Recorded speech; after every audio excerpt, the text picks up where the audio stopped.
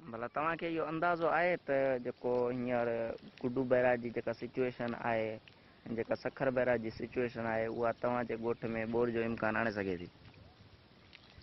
हाँ, इहो कचे जा जेके माण्हू हूंदा आहिनि से बि कॾहिं कॾहिं के सवाल जॾहिं इंजीनियर ॻोल्हे ॻोल्हे जवाबु ॾींदा आहिनि त हू झटि में ॾेई वेंदा आहिनि। जीअं 2010 में 12 लख पाणी हो, 2015 में 7 लख हो, पर पाणी जी सतह बराबरि हुई। हाणे उनजो हिकु अहम कारण इहो हो त 2010 में आमरी पुल कोन हुई ऐं 2015 में आमरी पुल ठही चुकी ऐं उहा सोड़ी आहे, पाणी हिते रिंडक पैदा करे बीह वे।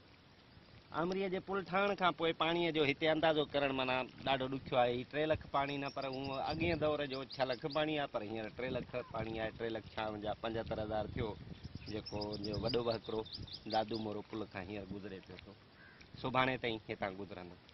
ऐं पाणीअ में हिन साल हिकिड़ो तसलसुल आहे, बीहक आहे, यानी 3 लख पाणी को हफ़्तो खनि बीठो आहे। 3 लख 75, हाणे हींअर ताज़ी जेका अॼु 1 बजे जी रिपोर्ट आहे सा 3 लख 55,000 आहे गुड्डूअ जी। हाणे हफ़्तो खनि 3 लख बीठो आहे, उनजे विच में 2-3 हज़ार क्यूसिक लथो आहे, वरी चढ़े थो वरी लहे थो। इहो हफ़्तो हुनजो बीहण हिकिड़ो तसलसुल जेको पैदा करणु आहे, ही पाणी बीही वेंदो। ऐं जेकॾहिं थोरी बि पाणी वधीक अची वियो, जेको हींअर पंजनद जी पोज़ीशन आहे या जेका ॿी ॾिसूं पिया, थोरो बि पाणी अची वियो त पाणी बीठो त ऑलरेडी आहे, न थोरो बि अची वियो त ही पाणी जेको आहे सो काफ़ी नुक़सानु करे सघे थो। ऐं ज़ाहिर आहे आॾो हिनखे किरासिंग आमरी पुल जे करे तमामु ख़र्चु आहे, ही पाणी मथे चढ़ी सघे थो।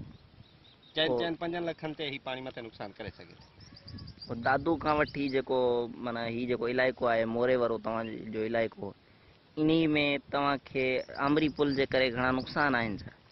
पाणी बीहे थो, पाणी जेको आहे उन खां अॻु में पाणी आराम सां निकिरी वेंदो, हाणे पाणी बीहे थो, स्टॉप करे थो, हिते रिंडक ॾिए थो पाणी उन खां बाद में।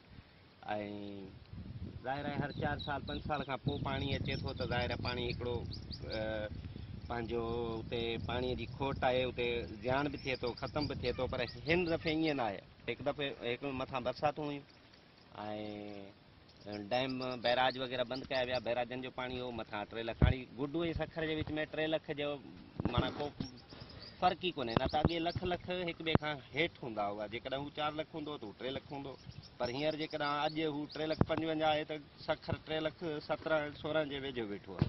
यानी हिकु ई सतह बीठी आहे, उतां खां वठी दादू मोरो पुल खां वठी मां सम्झां थो कोटड़ी ताईं बि कुझु ॾींहंनि में हिननि जी लेवल इहा ई 3 लख 55,000 3 लख 80,000 इहा वञी बीहंदी।